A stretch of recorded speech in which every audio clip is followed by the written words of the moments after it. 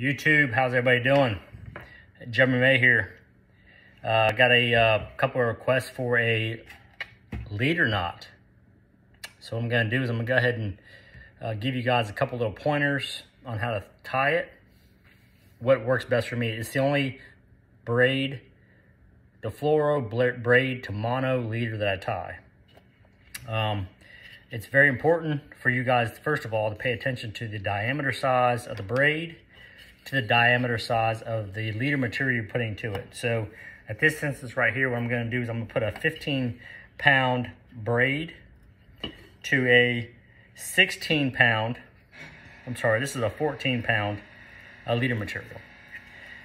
Now, one thing I've learned in the past is this is all trial and tribulation. This is what's worked for me and what's worked and what's failed.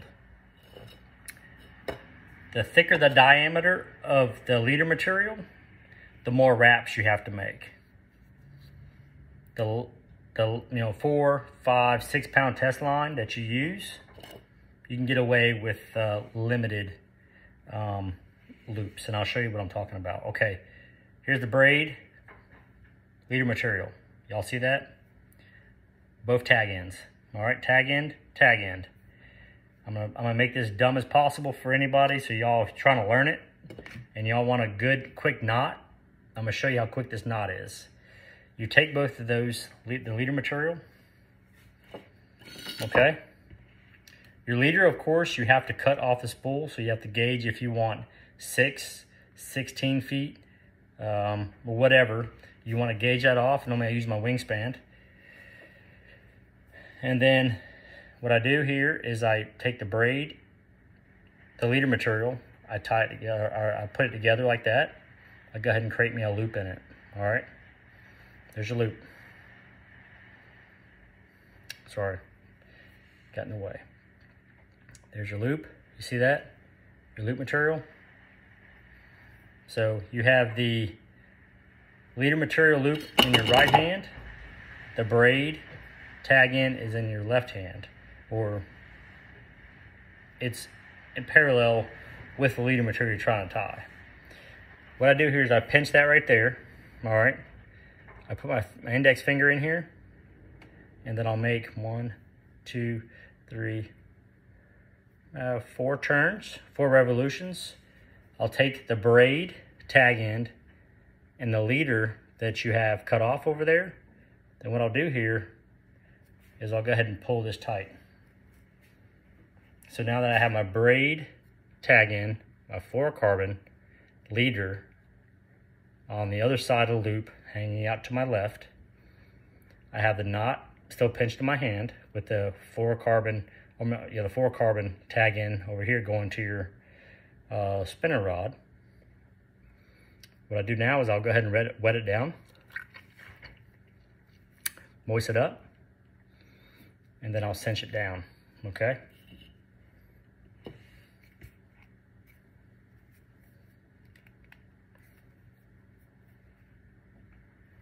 I pull all the tag ends,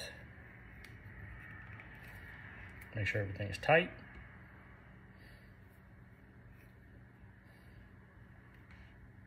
What's going on here? There we go. There we go. So there's my knot right there. See that? See how minor that knot is? Look how small that knot is. I mean, it's literally the size. Here's the Mayhem flipping hook. About the tip point of that. And to test it, you just... So, and I ain't broke none, ain't even a stretch. So what I like to do here, take the fluorocarbon tag in. You don't have to be precise with it. I like to leave a little bit of fuzz on the end. Same thing with the braid side.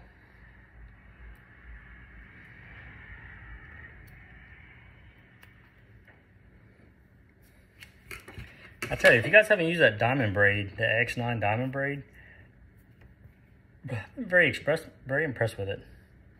There's the knot right there. And I will probably clean that up a little bit. Actually, let me go ahead and do that now. so I can give you all true reality. You don't have to cut it all. It doesn't have to be minute. You know, the fish aren't going to say, oh, he's got too much tagging hanging out, or, oh, he's got too much braid hanging out. No, they're not going to see that. They don't care. You know what I'm saying? So that knot is super small. I mean, I don't even know how to reference that. Let's see here. Just trying to give you all some point of reference. How about this? Here you go. Here's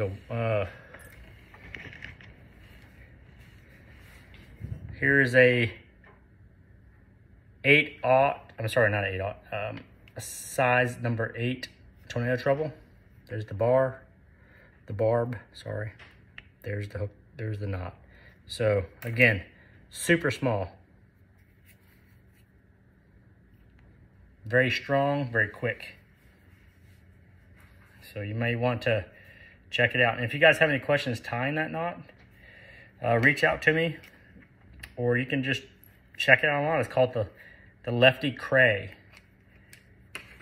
Kreh. It was by a gentleman. He was a saltwater fisherman from the 60s.